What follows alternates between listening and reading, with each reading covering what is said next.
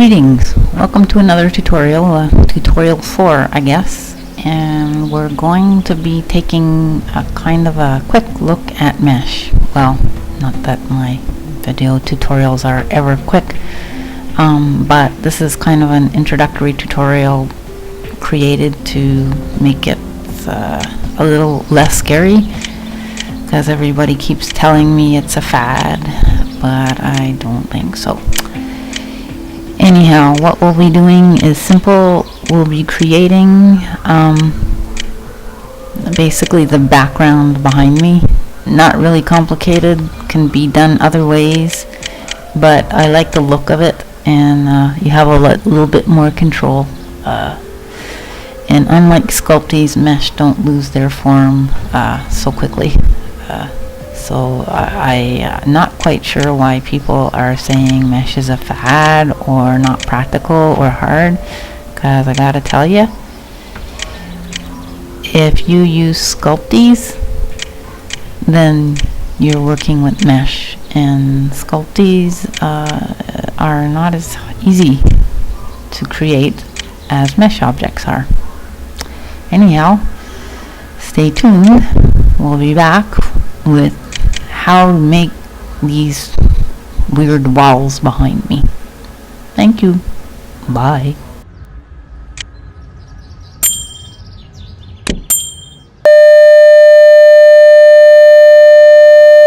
Okay, here we are. Welcome to a Blender tutorial. Oh my gosh. Anyhow, here we are. We're going to make our wall, which is a very simple mesh, but it gives us somewhere to start.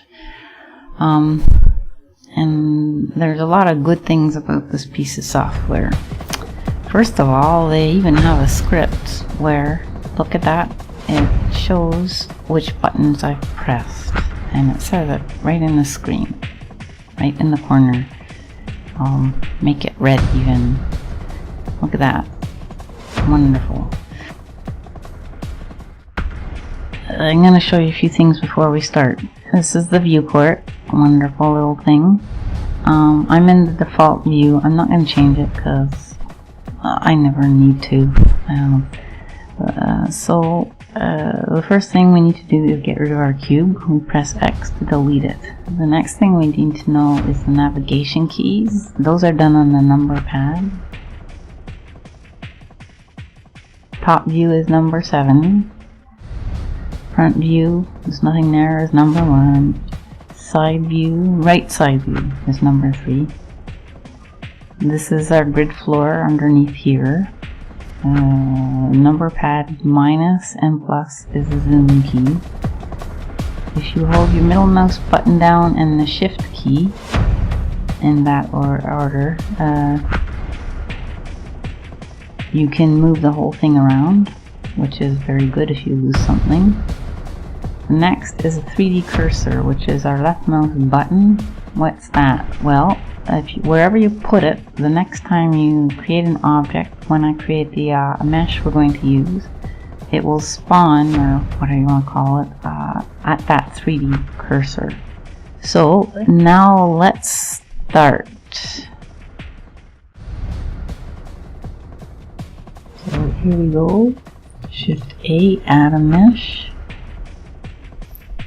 Go to the side, R, 90 to rotate it upwards, and then we're gonna rotate it this way. And here we are. This is the front, although it's gonna tell us otherwise. It's gonna tell us that's the front. It's not true. Don't ask me why it does that, but it does. Anyhow, tab into edit mode. We're putting on some vertexes. That's all we need for this.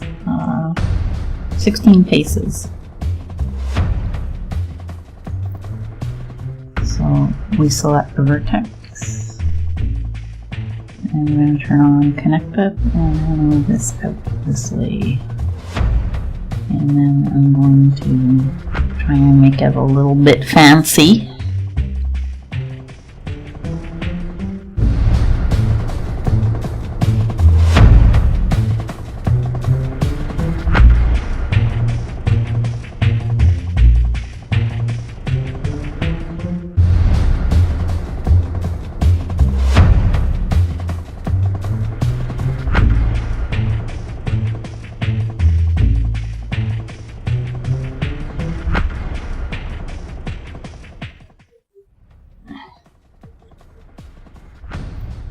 Okay, so the bottom, I'm going to make a ledge, extrude it on the y-axis, so press E, Y, and then pull it out. And that is so that we can have some room to create, meet it, to join it to the line and have it look, somewhat decent, I guess. I think I'll move this in a bit. Now, here we go. Scale it on the x-axis a little bit. Scale it on the z-axis a little bit. Don't think we need anything else. Okay, so we're gonna save that. We're gonna call it wall of mesh. Okay, so that's part one. That wasn't so hard, was it? The next step is, well, you can see that looks a little bit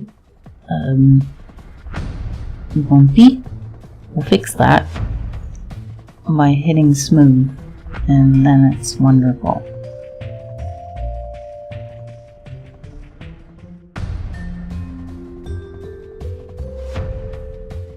Okay, so we have here our nice smooth plane, flat, smooth. We're going to do the next step, not hard.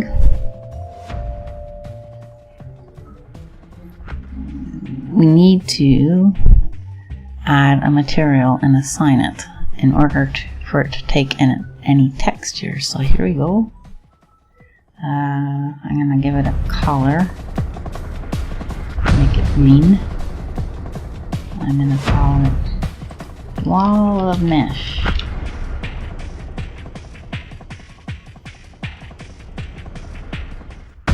Eventually we'll put a texture in there. We'll just leave it as it is now. And now we're going to make a UV map.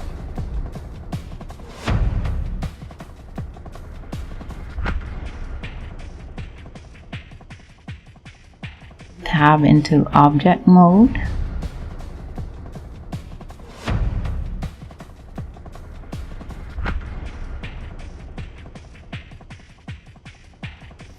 There's our UV editor. It's in the rendered layer, however. So let's get rid of that. So now we want to add our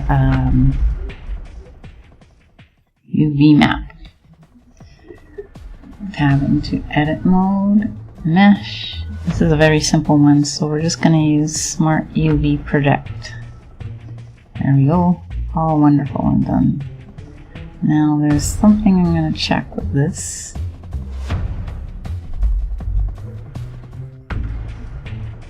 See, the bottom is on the top, or actually it's on the side. Happens. No idea why. It didn't happen with the previous version of Blender that I was using 2.60, but it is with this one, so we're going to fix it. We need to rotate this 90 degrees. Now we should be on the right track. This should be the bottom. This should be the top. Yes, it is. Now we just scale this down and use the same type of skills that you did for the other grab. We use grab to move it.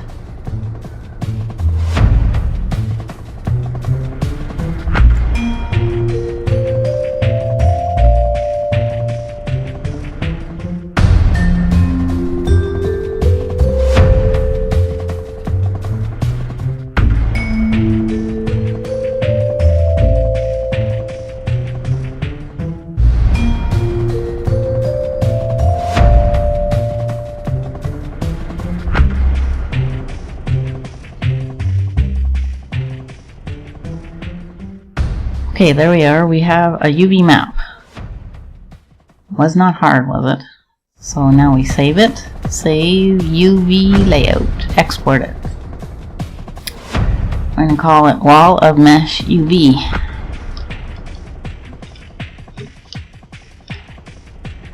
We're going to export it in PNG format.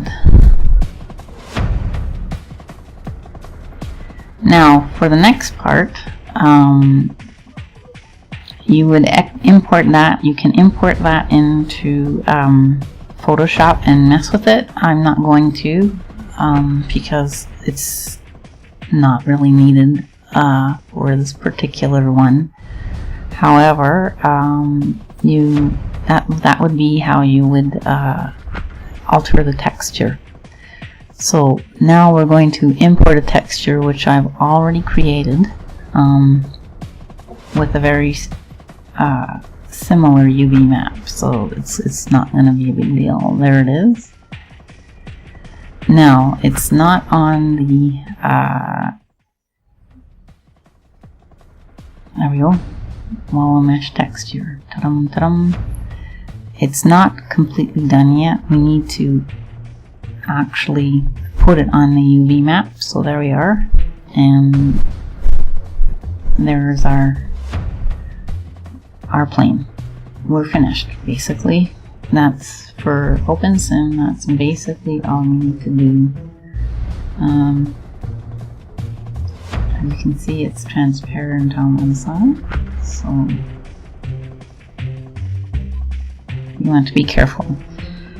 So if you are going to apply a texture to a UV map, make sure that you select it here. We want it flat. We had an image already, which close enough.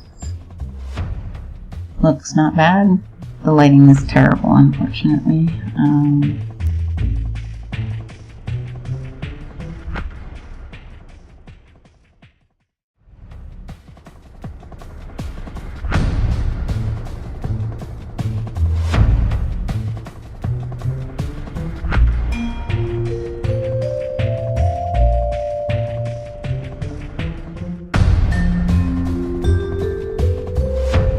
There you go. That's what we want. That's our wall. I put it on there. It's textured onto here. It should import absolutely no problem into Opensim. Now tell me that was hard. Anybody who wants to do some basic stuff, this is all we need to worry about. So we're going to save this as a mesh file. I'm going to call it wall of mesh 1 just in case something screws up. Okay, next step, not hard. There's just a few things that you need to know. We're using, in this case, vanilla blender out of the box. No big deal, except that it does have a little bit of a problem where it doesn't proportion things properly. Well, it's Opensim that's not proportionate, I suppose. When it interprets it in Opensim, it's a whole lot smaller than it's supposed to be. It interprets 1 meter as 1 centimeter or something like that. So you should probably try to make this as large as possible before you go in. So scale S10. Wonderful. Now we are exporting using Collada. We only want to export the selected. We're going to call it wall of mesh 6. Yes, I have done this tutorial several times to get it right. Something's wrong with my fraps. It kept turning off. Okay, we're done here. Now we go back into Opensim and I'll see you there.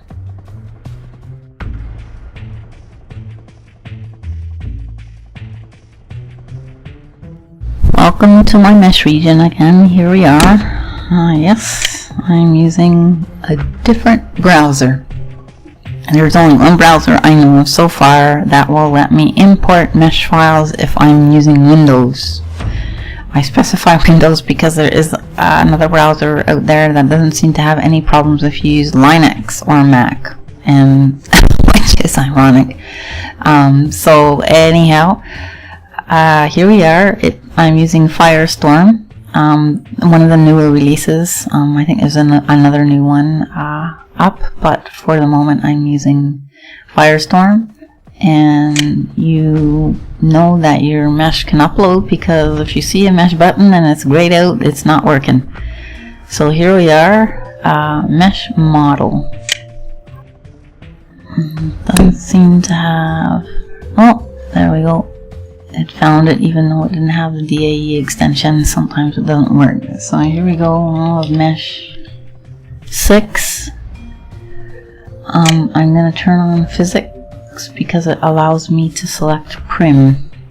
I don't know why that's necessary, but for now that's the way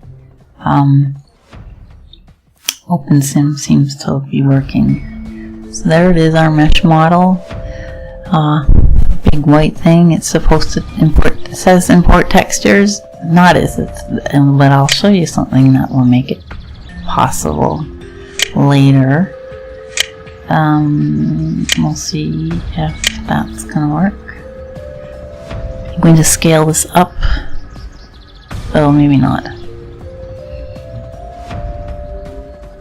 Big enough, we think.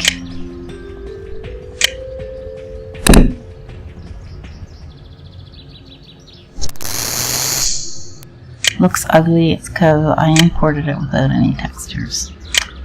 Now we're going to upload our texture. We're doing it this way because Vanilla Blender kind of makes it do it this way, but if you've noticed, I'm not using Vanilla Blender. Let me stay it on.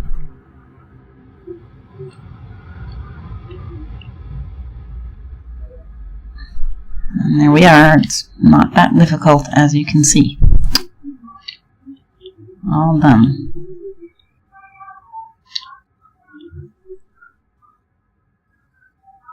That was a very simple example. Okay, so in behind me is the wall that we just made that would go around the outside of my sim, similar to the wall that I have. And that's all you need for doing simple landscaping techniques. Coming up, I'll, at the end of this, show you the URL to the new improved version of Blender for Opensim. It includes a bunch of cool things that is well worth the small amount of money they charge, including the fact that you can import completely textured models into Opensim using their script, because it sorts it properly.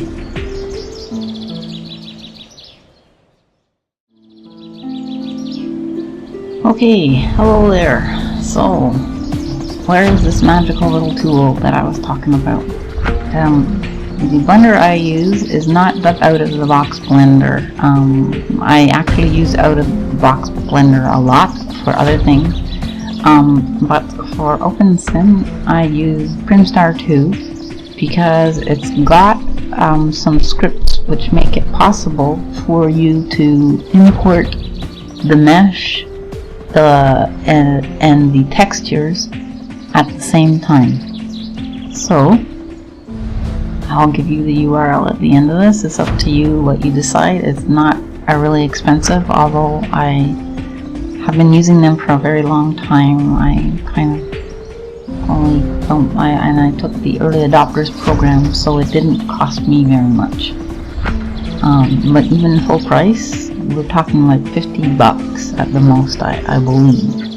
I paid $10 for the upgrade because I'm a Jazz Magic customer, which is the last version of Primstar. They have another cool tool called Avastar, and it's, well, you can do cool stuff with that too. So there you go, there's the entire toolbox. Not extremely expensive, and she also has tutorials on how to build meshes and use this tool. Thank you for watching this tutorial. Hopefully you learned how to make a few mesh objects. Bye for now.